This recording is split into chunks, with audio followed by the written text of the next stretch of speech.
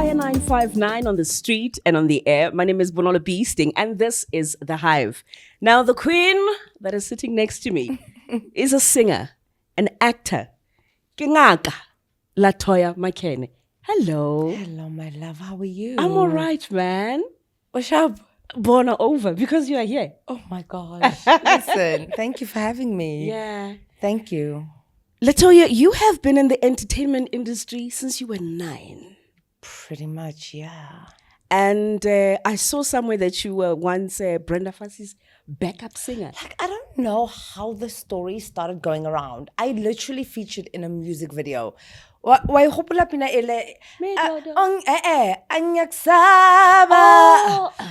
friend, you dangerous. So I featured in that music video when I was 7, by the way. Yeah. And suddenly, the talk around town is that Backup singer. Come on. the only superstar I've ever done backing vocals for, mind you, darling, is my dad. He's the only person I've ever done. And I do it happily for him. Up to today, as much as I'm a superstar, Yes. I will do it for him. Yeah.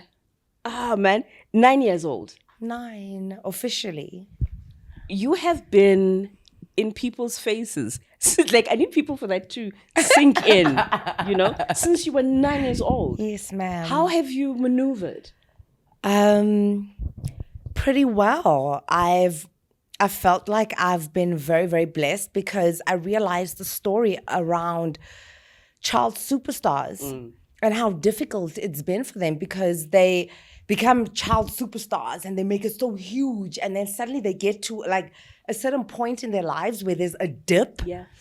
And that dip means that they're not working anymore, they're not as cute as they used to be. And Coco, I've just never had that dip. I have consistently worked.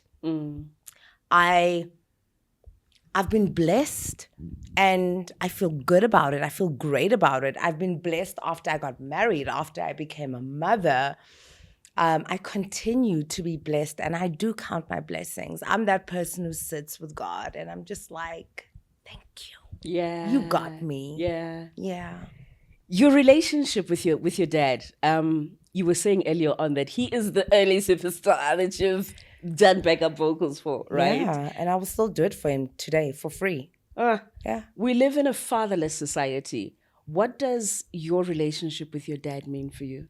My relationship with my dad is everything to me. And I think this is why I realized, even though I went through divorces, how important it was for my children to have relationships with their dads. They've got fathers who love them, and so why not allow their fathers to be present in their lives? I mean, the dad that I have, I'm so grateful. I'm so grateful for my children because they have the same types of dads in their dads that I had as a young girl growing up. Their dads want to be there for them. Their dads would rather fight with me over custody than to not have a relationship with their kids. And I think it's a blessing for my babies. Being my father's daughter is a beautiful gift, but maybe it's my blessing and it's my curse because I watched my dad be an amazing man to my mom. I watched him treat her like a queen. And so when I'm not receiving that, it doesn't make sense to me. So I guess any guy who comes into my life is going to have very, very big shoes to fill. Yeah. Spirituality. One thing I know about spiritual people, we are prone to being targets. Ne? Yeah. How are you feeding the spirit now? I love spirit. Spirit has been such a force for me. Spirit has come into my room when all I want to do is just like cover myself up, lock myself up. I have literally felt spirit walking into the room and embracing me, giving me a hug. I have had moments where Spirit was probably saying to me, we're not really happy with how you're dealing with this right now, but it's okay. We are here for you. I am here for you. Spirit for me is the beginning and the end of my life. Without Spirit, I am nothing. Yeah. Gogo. My God is my Alpha and my Omega. A deep part of me. And I can't reject them, and I don't want to reject them, and I will never reject them, and I will never rebuke them, because they are the reason why I'm even here right now. Why Kidutsimo? With everything, with all the noise that is going on around me, I would not be here if I was not a Spirit child. So Spirit is literally center of my life. Yeah. Girl, have you ever considered having a reality show? I have. Please do it. Listen here. Please. Are you serious? I'm serious. This will be a reality show of all reality shows. Because, can I tell you something, Gogo? Yeah. I'm not just entertaining on my own. The people I roll with, my family, is entertaining as hell. Yeah. My family, we all kind of have no filter. We all, but we don't have a filter, but we are just so beautiful. We all have these beautiful personalities, and we're such a loving family that if I ever had a reality TV show, it would be because these would be moments that I want to be captured. Yeah. The reality TV show would be me archiving these gorgeous moments with my family, not necessarily because it's going to make me more famous or it's going to make me more money, but hell, if we're all going to make more money out of it. Can I get a name?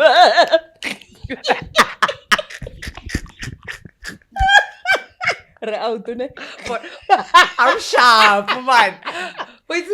Please do it. Please. I think we should. Now, sis, you've got a new song out. Yes, ma'am. I listened to it. You did?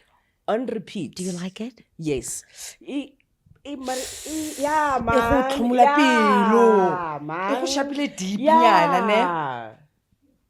Yeah. I know. So, like, the recording, how was that process? Look, I'm a jazz singer. That's why I think I get you, right? And being in a studio recording, it's another world. It is. How was it recording that song specifically? Emotional. I had to find a lot of strength inside myself. I had to mentally prepare myself every time I had to go into studio because of how personal and how deep the song is to me right now at this moment in my life. And then it doesn't make it easy that I'm working with a perfectionist. I mean, I thought I was the perfectionist of perfectionists. But this guy I'm working with, guys, is like, he reminds me of my dad. Yeah, he's a perfectionist about his sound, about the art, about the craft. And I absolutely love that. So I can't come in there and bring 20% because he wants 100 and he wants 200%. So it was a very emotional process for me because I had to also, to get through the recording and to get through the song, as much as I was emotional and as much as I had to feed from these emotions, and as much as the song is so personal because he wrote this song for me. He didn't randomly write a song for just an artist and decided that I'm going to sing it.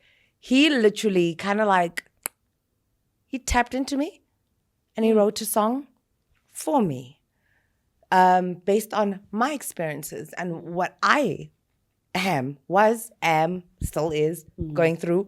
But it was very emotional. But I think there's no better song to come out of studio than one that is based on those deep emotions. Either you're going to completely mess it up or you're going to get the absolute best. Yeah. And I'm happy that we got the best. I really am. Abantu. Batla dula banse.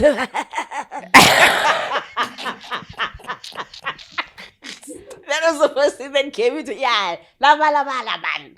Social media. Yeah. Like it's an animal right now.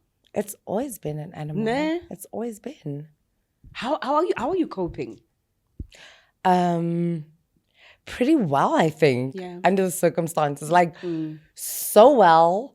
I sometimes have to like pinch myself. Like I have to be like, are you even a part of the world? Like, are you even in this reality? Like, do you even realize what is going on around you? And I think Maschaba Media, Maschaba Ausi, my gorgeous sister, my everything, goes through the same thing a lot. She's just like, wait, did you not hear? Wait, are you a part of this world? Because I guess my tactic has always been, my strategy has always just been, when the noise gets loud, it doesn't matter where it is. I detach.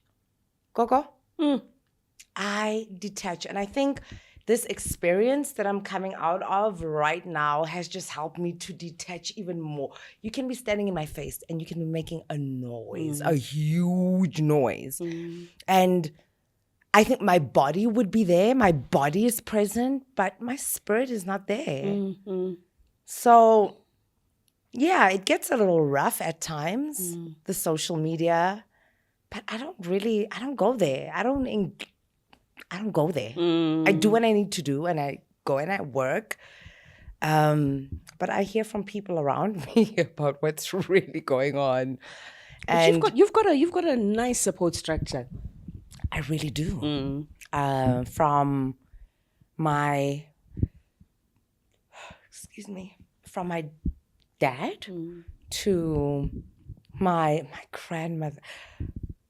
Excuse me. My grandmother's 102 years old, and listen here, this woman, you've never seen anything like this. She's here. 102. 102.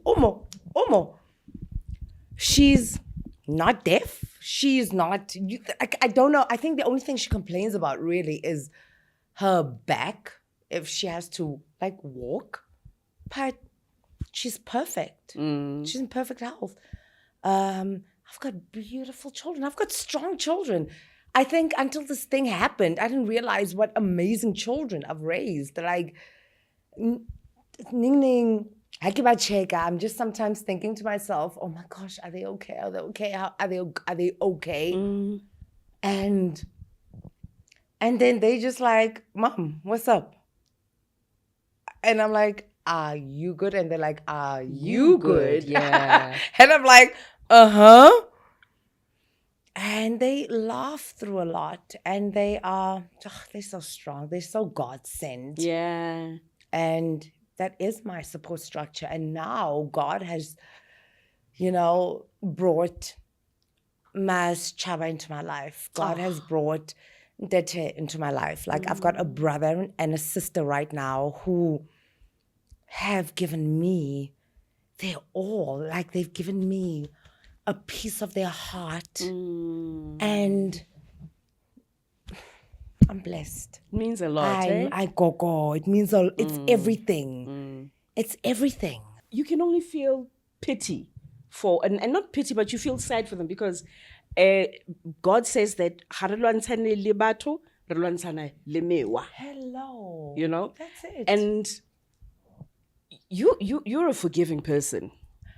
Maybe to my own detriment, actually. Yeah. If I wasn't so forgiving, I would have walked away from a lot sooner.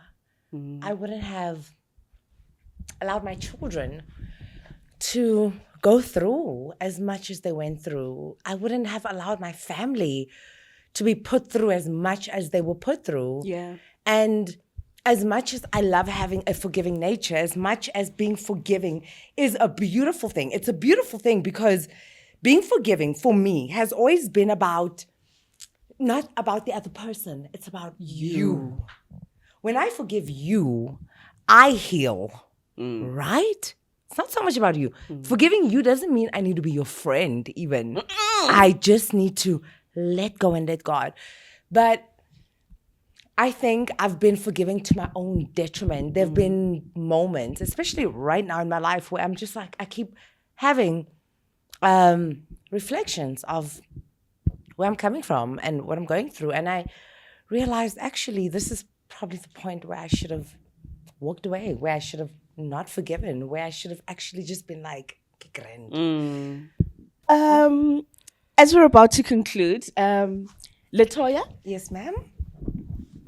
and putting herself first going forward. What's the process in that? In putting myself first. Yeah. You know, when people have been around you for so long and they've been so used to you putting them first, the putting yourself process becomes very, very difficult, Coco. Because now they're having to deal with you putting yourself first, right? And all they have been subjected to is you putting them first. Sometimes it breaks relationships. Sometimes people can handle it. Other people are proud. But putting Letoya first is... What is this process? It's about being a little selfish, actually. And being unapologetic about it. And not feeling guilty about it. And waking up and deciding, actually, this is my day, or this is the day that God has made, and I deserve to be happy. Like, I don't care what's happening around me. I deserve to be happy. It's that moment where, I mean, my babies are everything to me, but we are going through a little bit of a pull and tug because they're so used to Mom always, Mom, literally putting everything about herself on the sideline for them. And now that mom is kind of like going, actually, I deserve happiness, and actually I'm gonna do this whether you like it or not. I am having a little bit of a push moment or phase. I'm having that little phase in my life with them, but they also understand me, and I think somewhere deep down inside they're also very proud. They're proud. I think they're proud to have me as their mother. They're proud that I walked away from something so big, something that they were witnessing, something that was happening right in front of them, and I managed to walk away. It's my babies. Abantu, where can people get it and download it? Everywhere. There's nowhere where you can't stream it. Ne? You can get it, you can download it, buy. It is everywhere. And it's so beautiful. Yeah. Like, even if I was not singing the song, I would literally say, wow, what a beautiful song.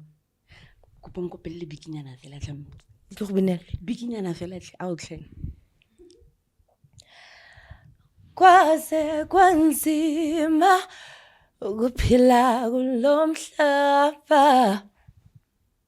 Strongwe ngabantu, impilo zethu strongwe ngabantu.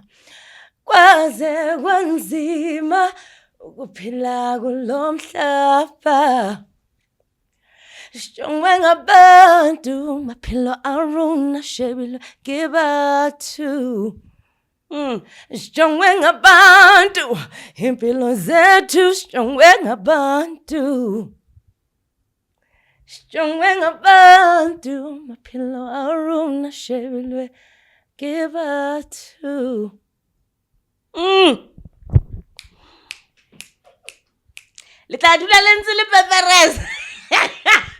Ladies and gentlemen, Letoya Makhene. Thank you. Oh man, thank you so much for coming through to the Hive. Hope you had fun. Thank you for having me, B. Love it. Have you? Oh, man. Thank you. It is Kaya 959 on the street and on the air. Do make sure, of course, that you download Abantu. And sisters, this is a call out to the sisters. Let's support each other. Yeah. Because we're all that we have, right? At the end of the day. Aye, Gogo. Yeah. That's what